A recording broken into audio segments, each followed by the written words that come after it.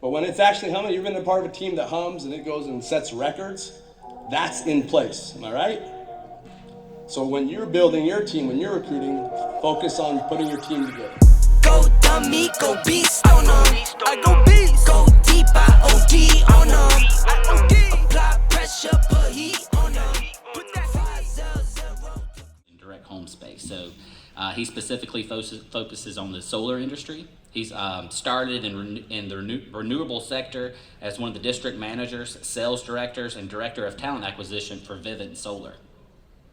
Under his leadership, his team has installed over 30,000 residential homes in 20 different states, 9 which have been open for solar.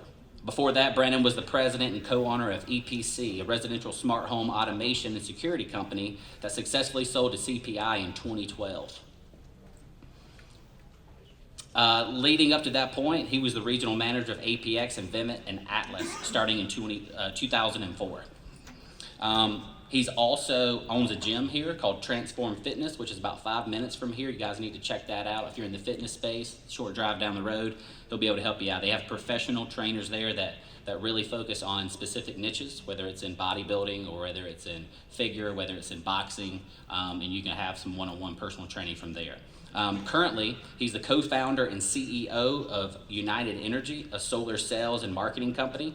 And UNTD Builders is a full-service turnkey EPC providing multiple sales companies and install platform for all renewable products and services. He's also the creator and host of the podcast Doors to Success and lays out the coaching and mentor programs called the B Blueprint, which helps teach young entrepreneurs and seekers how to knock, open, and conquer the 5 doors to success in their lives.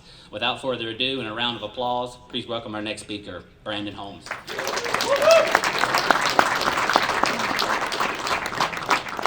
That was awesome. I appreciate that. Hey, and that was a crazy shameless plug. And I mean, wouldn't you love to have that guy every room you walk into? It's like the caps, like your whole life, like, wow. That would be great. So, and you nailed Transform. Thank you. That was awesome. Hey, so it's such an honor to be here. It's an honor. Sam had asked me to come back on the very first Door-to-Door Con, and due to conflict, didn't work out. And so to be here at this time, it's just such a great culmination of events. And thinking back, and when you see the title here, what I'm talking about is recruiting. Just before I walked in, I got a chance to run into Doug Robinson, who was the actual person that recruited me into Door-to-Door in 2004. So it's funny to think back and to see him there and just kind of have this event happening right now. So how have you guys liked the event so far? How's it gone? Yeah. Good? Good. Hell yeah. There we go. We need some juice. Let's get some juice real quick. So I've got $100. I got 20s. We can do 5 like Q&A or 5 random questions, or one $100 all in. What do you guys want to do? All in? All right, here we go. Everyone stand up, stand up, stand up. We're going to do a quick, rapid elimination of rock, paper, scissors. Turn to the person next to you. It's got to be in like 2 minutes. Mark, and if you get out, sit down, and then you go to the next person. Mark, get set, go. Gotta hustle, gotta hustle. Okay, move on, next guy, next guy. Turn around to the next person, next row. If you're the winner, go to the next row. Hey, if you're in the mask, come in the middle aisle. Did you win? Right here, this guy in the red hat. Who won this row? Okay, come here in the hallway. We got the winner right here. All right, winners, come to the middle. Keep it going, hustle, hustle. We got like 5 seconds. Rock, paper, scissors, shoot. Got him. Okay, there we go.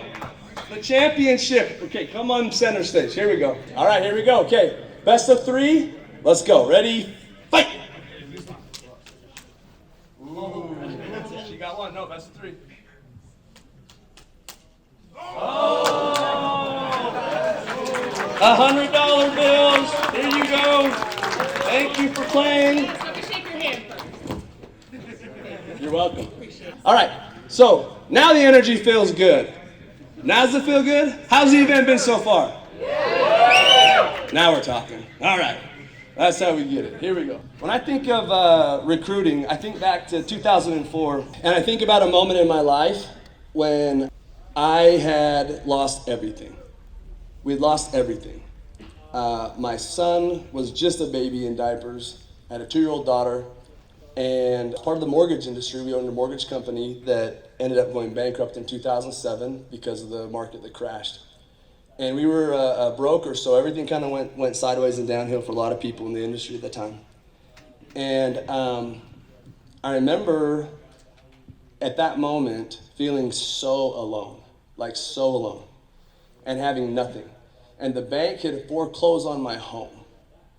And so in the moment of feeling alone and not having anything, the bank took it. Obviously, he was thinking about bankruptcy, filed bankruptcy.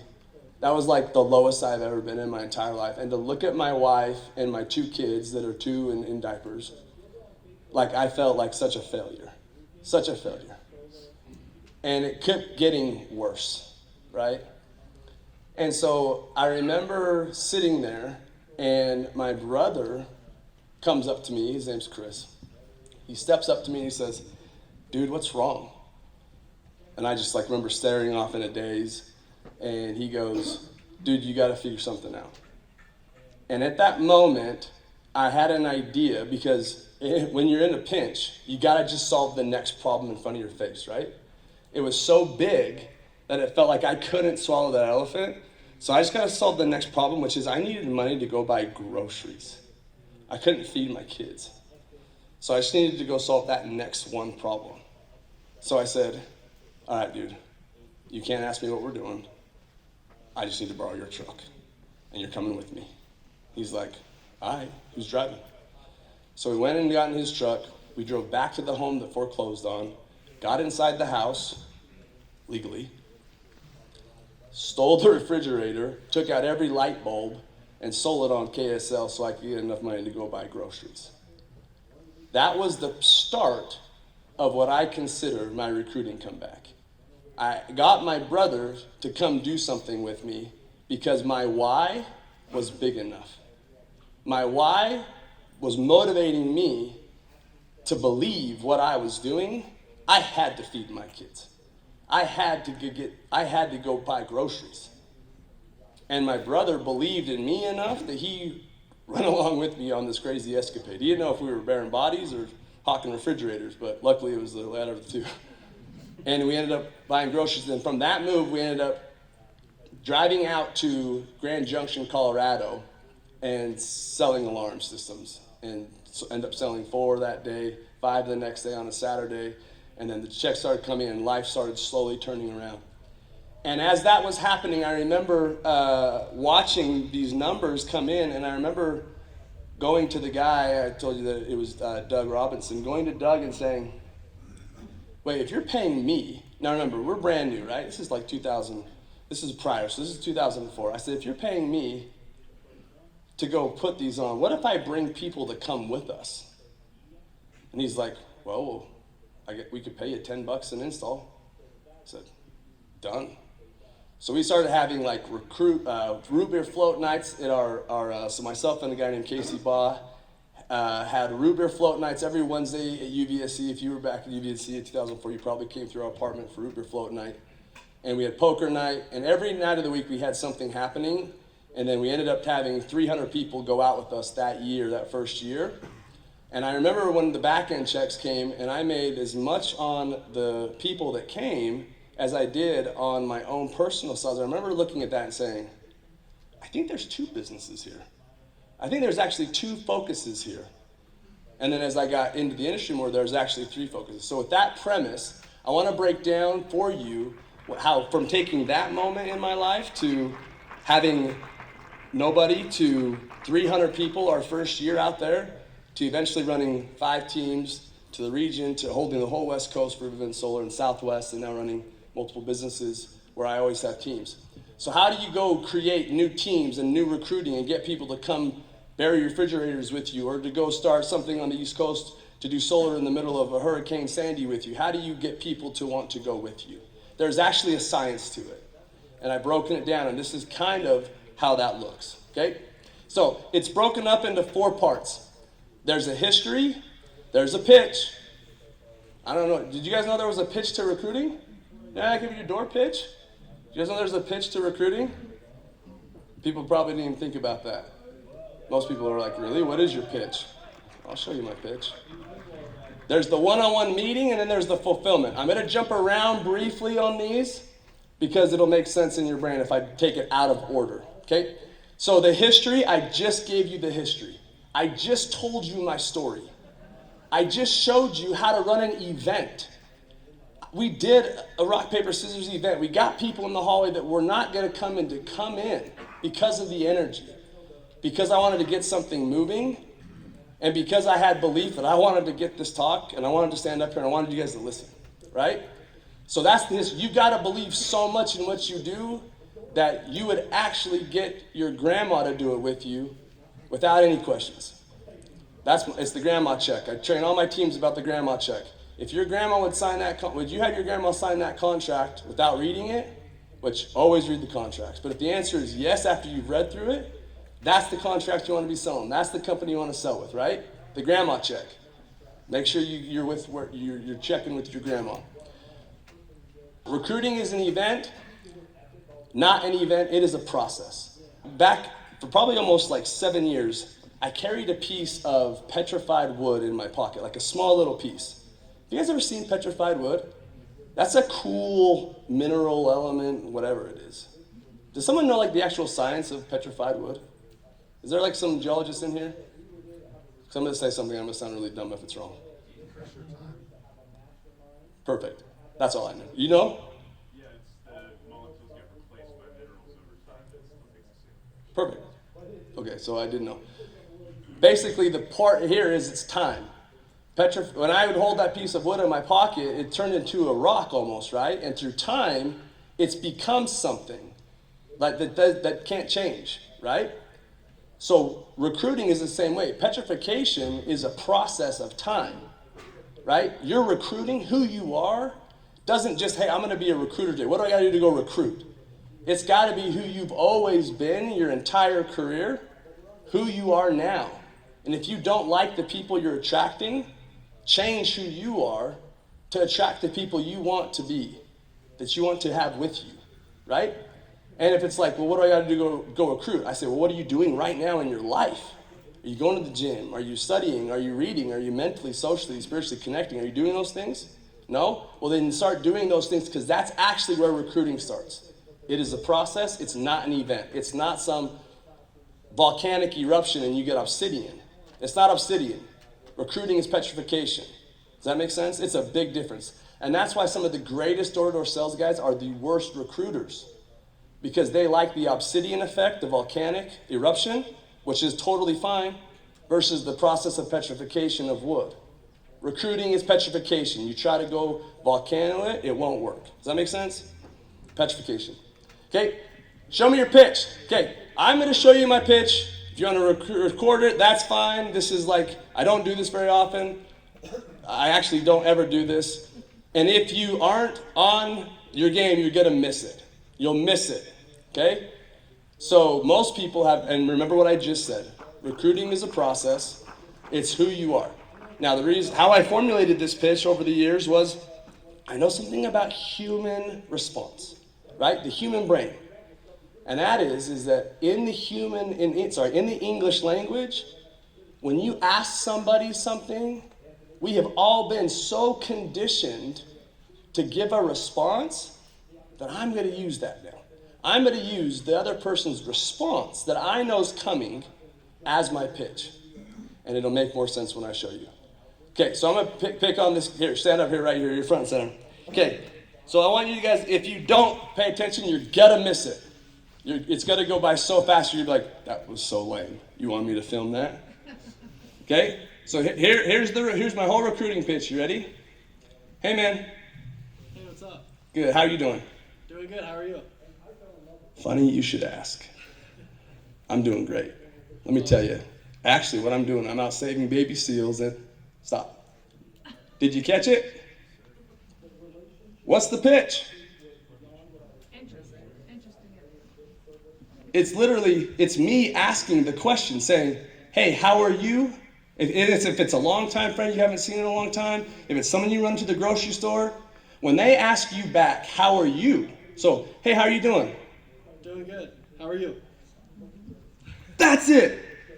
It's over. Game's over. He just offered to let me give him my pitch. He asked me for it. But I planted the seed. I inceptioned the idea in his brain by saying, hey, how are you? I know that if I ask him how are you, he's going to ask me, oh, good, how are you? And that's the moment you take as a recruiter. That's when petrification starts. Funny you should ask how I'm doing. Let me tell you how I'm doing. So how I'm doing is, and then do whatever you got to do. Then take it on, whatever. I'm not going to give you any kind of specific pitch. See, this is D2DCON. But that's the magic in it. It starts by a friendly conversation, and you have it every day, and you miss it. The great recruiters take the opportunity to share who they are, share what they're doing in that moment right there. And if you miss it, it's like on the doors when the customer's like, well, I haven't thought about that. And you're like, oh. You missed it. You got to be ready to go when that moment happens, okay? It's that simple. Plan on that moment and have what you want to say prepared in that very moment, okay? That's the pitch. It's super simple. So now we're going to jump into the fulfillment side. So once you have that moment and once you give the pitch, I'm going to do a one-on-one recruiting, an actual recruiting meeting with you and show you how I have that one-on-one. I've never done that for a group before. Hopefully that's valuable. But the fulfillment has to be there. Because if you spend the time to recruit, if you spend the time to get the people involved, and they show up, and then the systems, the fulfillment isn't in place, it's a waste of a great recruit, right? It's a waste. So, here's a video.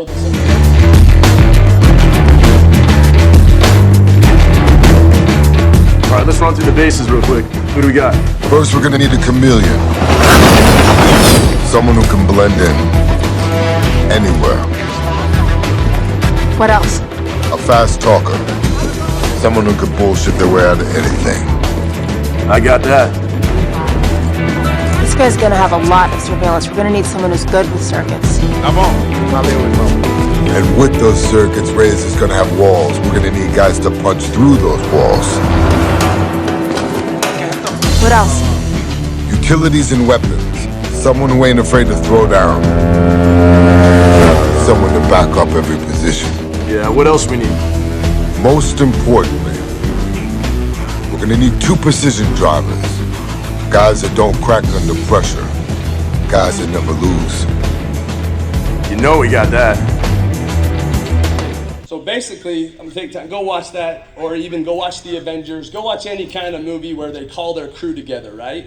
When you get your crew together, you gotta make sure that you have the right people in the crew. So when you go put your crew together, you gotta identify who it is you're looking for and who you wanna add to that team, right? Because sometimes when you're out there just recruiting whoever, you're gonna end up with whatever, and there's places for everybody. But be very specific about what it is you're going for, and I promise you'll get the results you want if you're looking for it. But you gotta put it in your brain, okay? So what I wanted to do was show that video, and then it would show out who you want. First, you gotta get your leaders. In some industries like solar, you're gonna want 2 leaders, maybe 3, but you're gonna have your leader title, right? The person that can kind of help man the whole thing. He says it's the guy that never loses. Vin Diesel said it, so it's true. You wanna get the guy that never loses.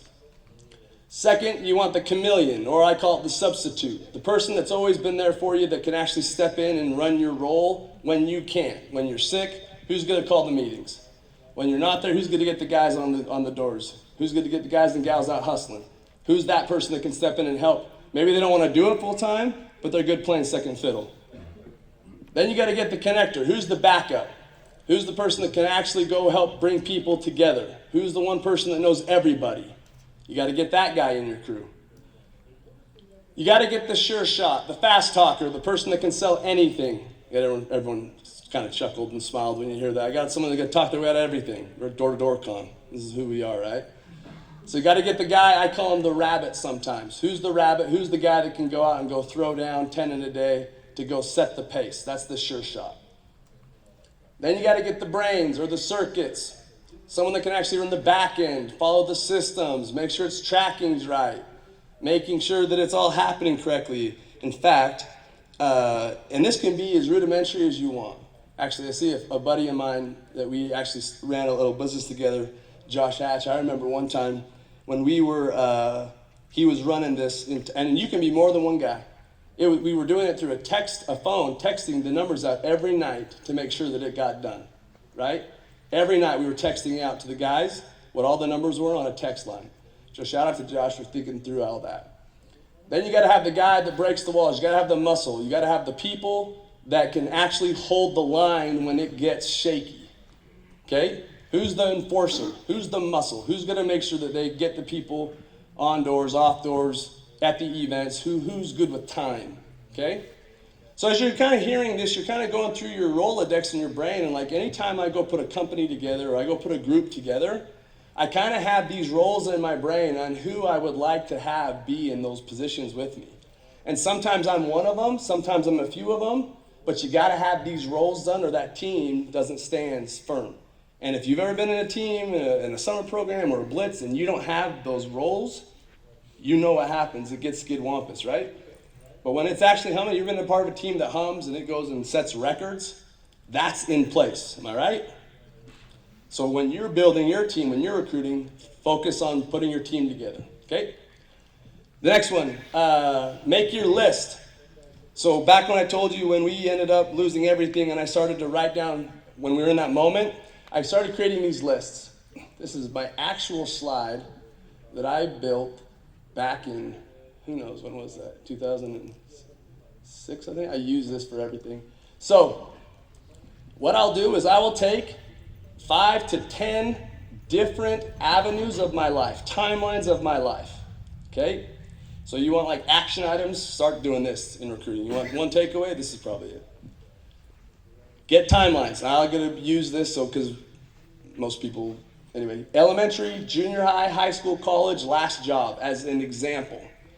You're going to write 10 people in every category of that avenue of your or area, timeline of your life, okay? You're going to write them all down, fill it up.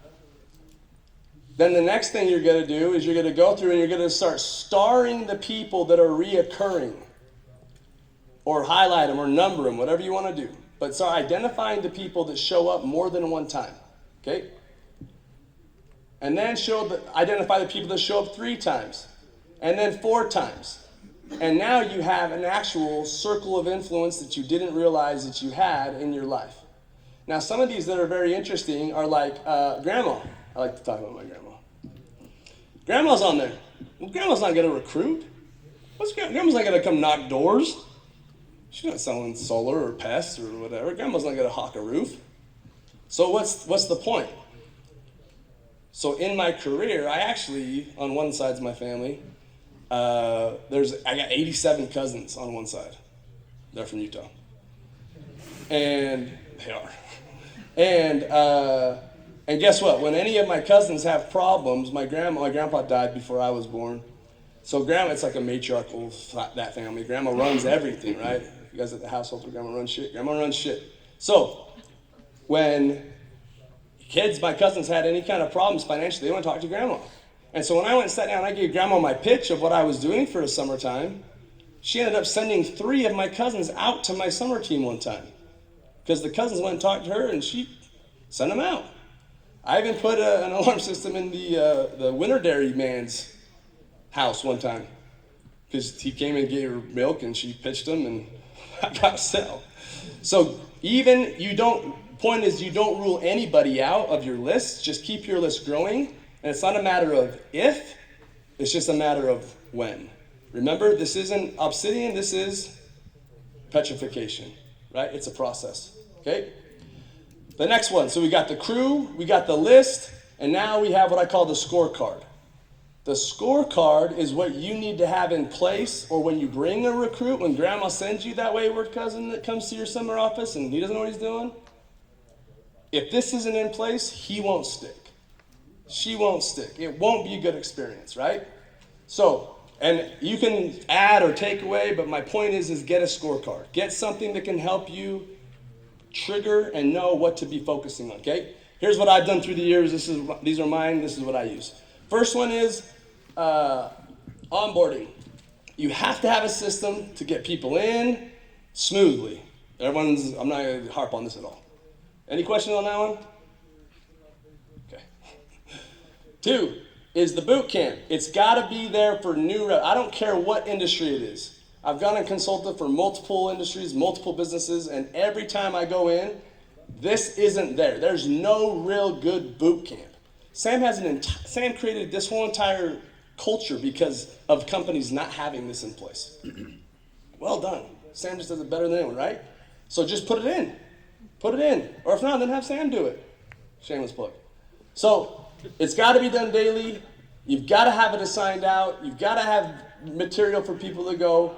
Make sure that solar's taught, make sure your industry is taught and that your tools are intact, okay?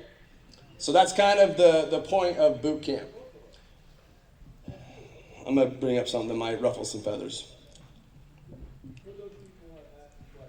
If you want to be a dynamic recruiter, you have got to be willing to get out there and go show them how the job's done. Period, the end. I have never seen it done effectively where you've got a great recruiter, but that recruiter hasn't done any numbers. There's a lot of people out there claiming to be a recruiter. I've been doing this for almost 15 years. I'm telling you, the only reason why I've stayed relevant this long is because I will get out and go knock whenever and throw down with my dudes anytime. Anytime. And if you don't, it's very hard to keep it sustainable. It is. And if I'm helping and talking to a CEO of a company, I'm telling him the same thing. You gotta get out and you gotta go throw down with your dudes. Well, I'm the CEO. No shit, so am I. Guess what? Go do it. This is door to door. Then go do something different then. This is what we do. Then don't do it. So I need to recruit. Okay. This is part of your petrification process.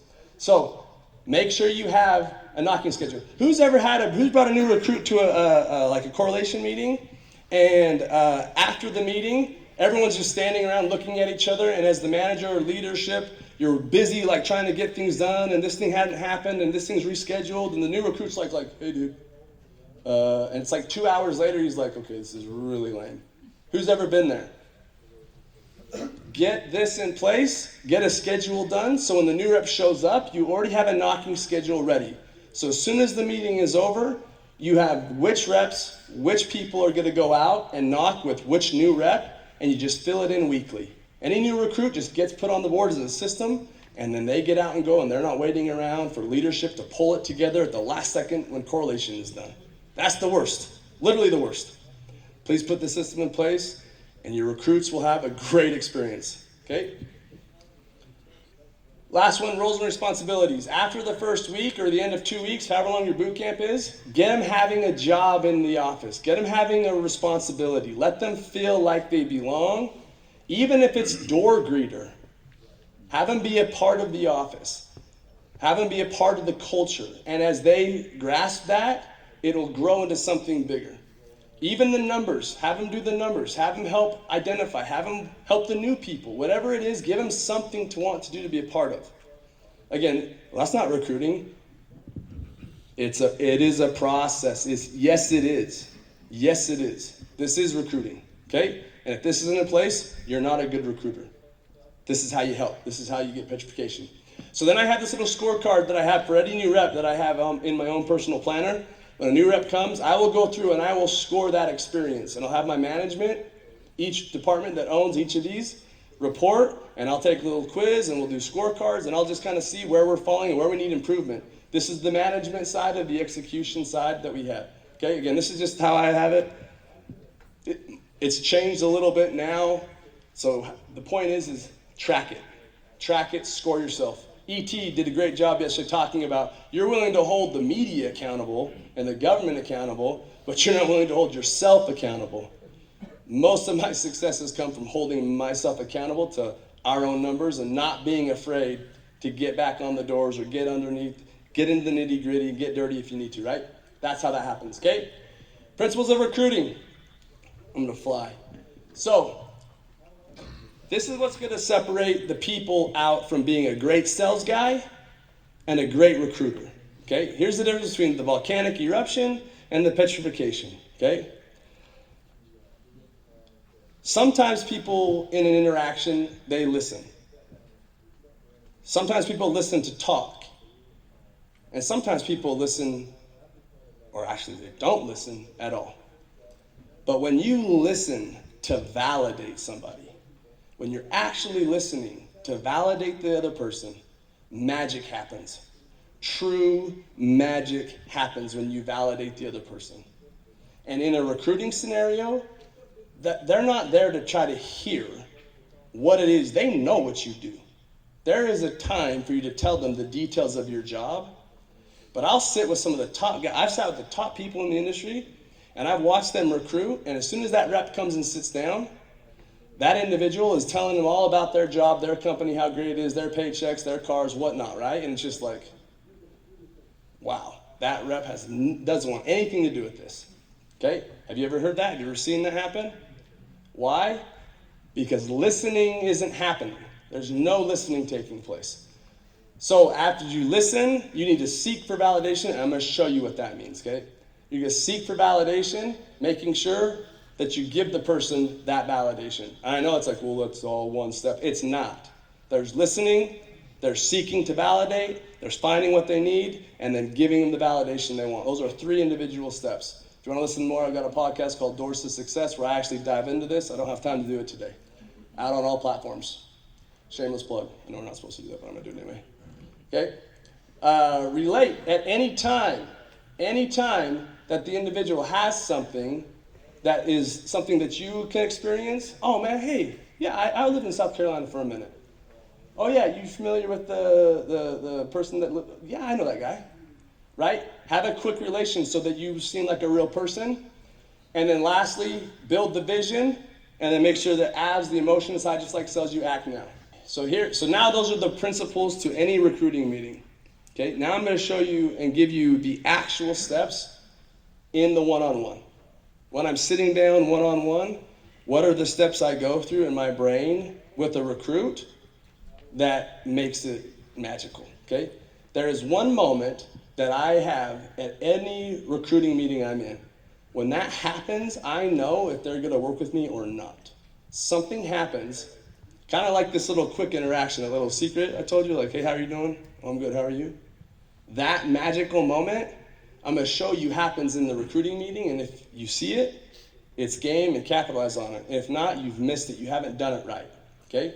Just like validating a customer, overcoming objections or concerns, right? If you do it right, it sells easy. If you don't, you're never going to sell them. You'll never close them, right? Okay, so here it is. First, I want to understand where they've been in their life. Where have you been? Where do you want to go? Where is it that you want to go? Where have you been? Where you're at now? And where do you want to go? I need to understand that, or I can't even begin to tell them about my company. Huge mistake. And if you just do that, please make it a better process for everybody. Number 3, once I hear what they want to do, I will reiterate what I just heard to them word for word and see if they know I understand. Did you hear what I said? I want to make sure that they know that I understand. Not to I understand or let them know that I know. No, I want them to understand that I understand. That's a big difference, okay? And that, number 3, is where the magic happens. After I'm done validating them and reiterating their life and their dreams and their goals, they smile. If you do it right, they will smile and get excited. And if that happens, it's over. They'll work with you. But you got to do that part right. Okay? Then you got to personalize it, tell your story, make the connections, tell the company's story, how the company came, whatever company you choose to go be a part of, what's the future growth, where your company is in the market. Example is how it stacks up with other people with whatever it is you're talking about. And then how does that company work for the customer? Like, how does the process go? How do people get paid? Here's how the pay stubs work.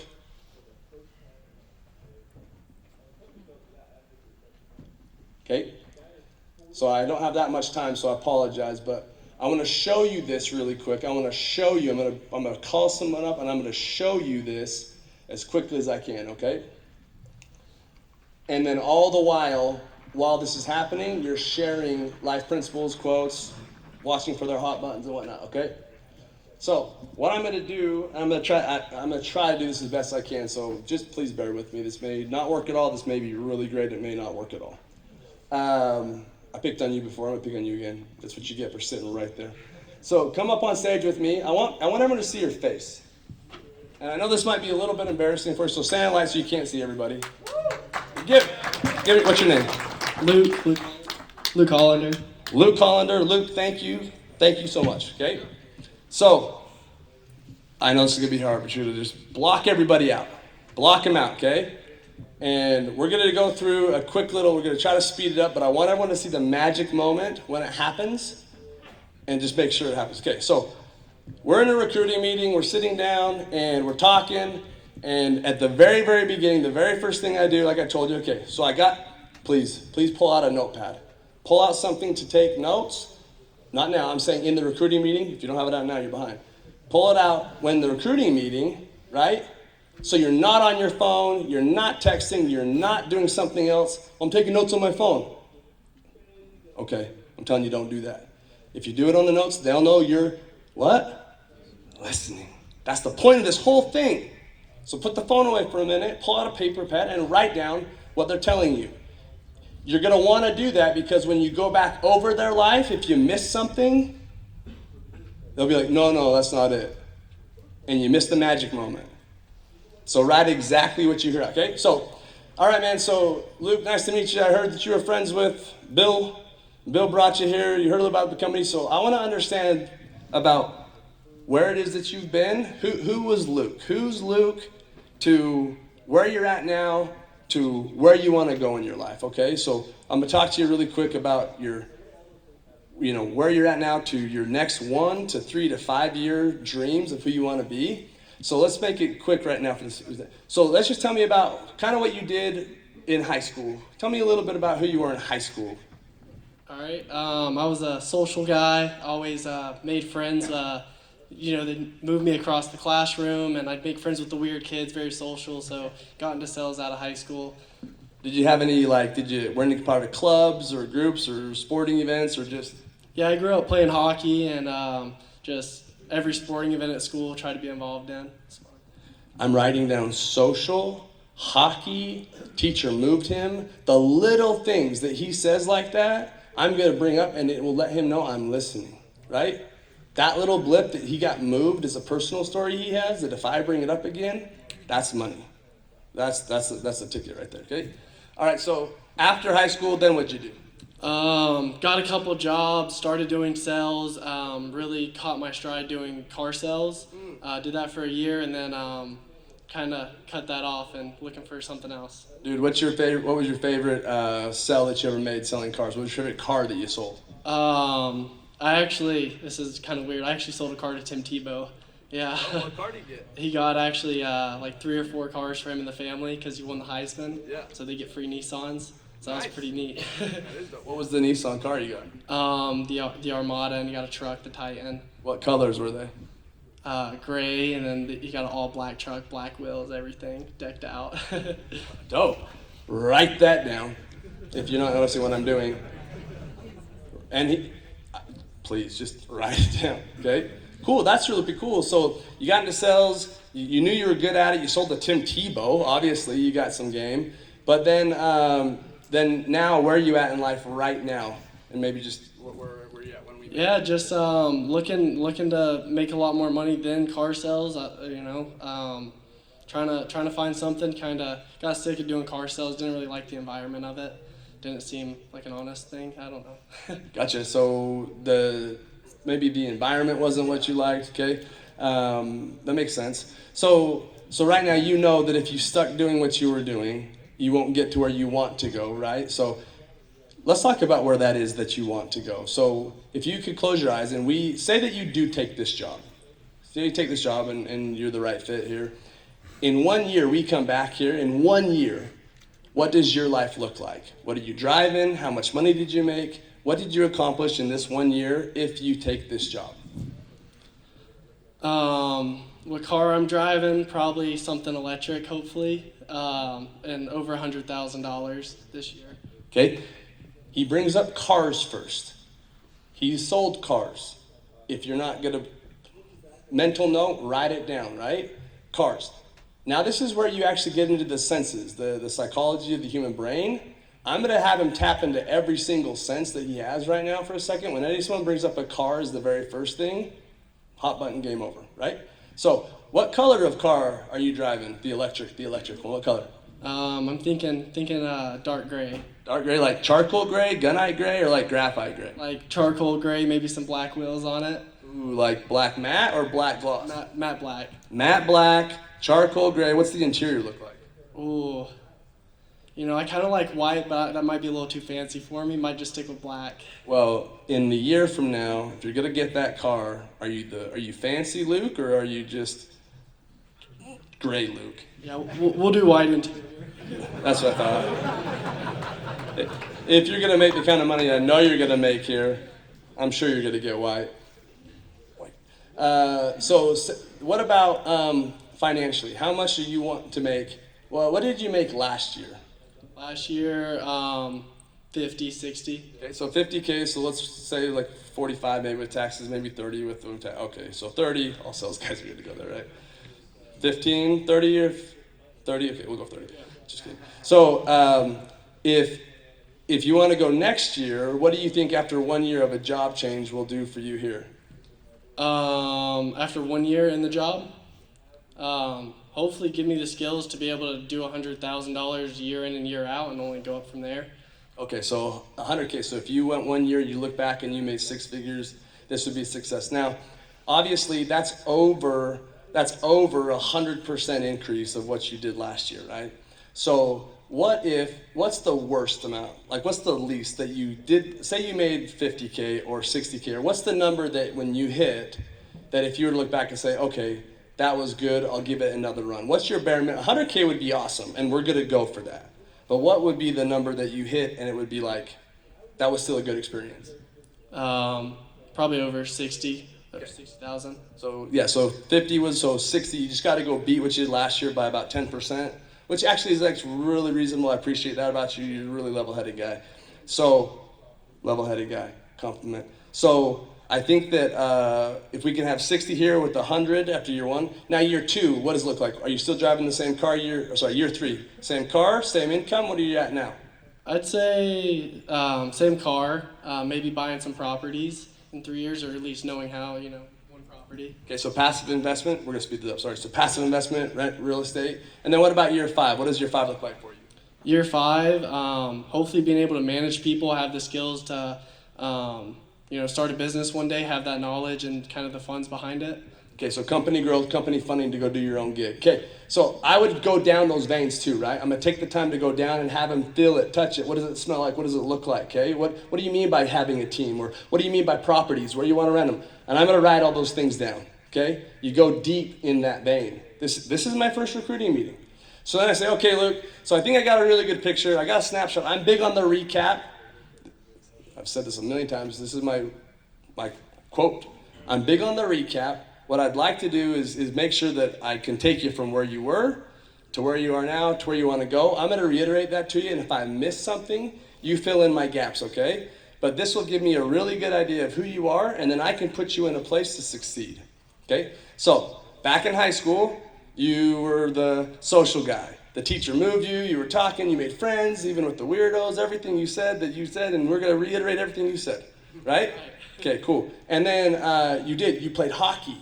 You liked hockey, and that was a big deal for you, and you enjoyed that. Then you got into car sales, and you sold Tim Tebow. He got the Armada, the blacked out truck, and that was a really cool experience for you, right? Anytime you reiterate someone's life, they start smiling. Are you seeing what's happening to his face? He just can't, I even told him what was gonna happen, and he's still just like doing it. You can't help it, right?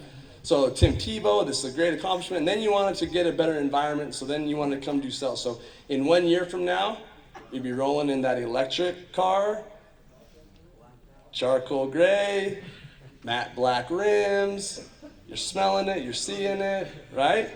You're gonna hit that 100K. And even if it was 60K, it's still good enough, but we're gonna go push for the 100K, and you hit it in your dream. And then year three comes around, you got rental properties, you're investing, you've got different assets that are passive income, right? Yeah. And then in year 5 with us, you're now running a team, you've got the resources, you've got the car, maybe another one, you've got the properties, you've got the investments, and now you're running a team as a leader and you know what you're doing next. Did I get that right? Spot on. Over. It's over, right? And the reason is that he knows now I know what he's hoping and dreaming for. So now no matter what I say, I'm not trying to fit a square peg in a round hole. I am now making sure he knows that whatever I'm telling him, I'm going to get him to his end destination. I hope that was super helpful for you. I hope you picked up something. Let me know if you have any questions. Thank you for your time. Hey, let's give it up for Luke. Thank you, Luke. And again, I'm going to take the moment.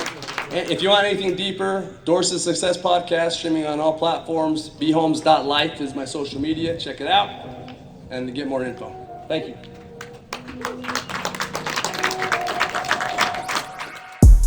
Thank you for listening to the Doors to Success podcast. Don't forget to like, share, comment, and subscribe for more. Visit bhomes.com for more information on how you can join the B Print.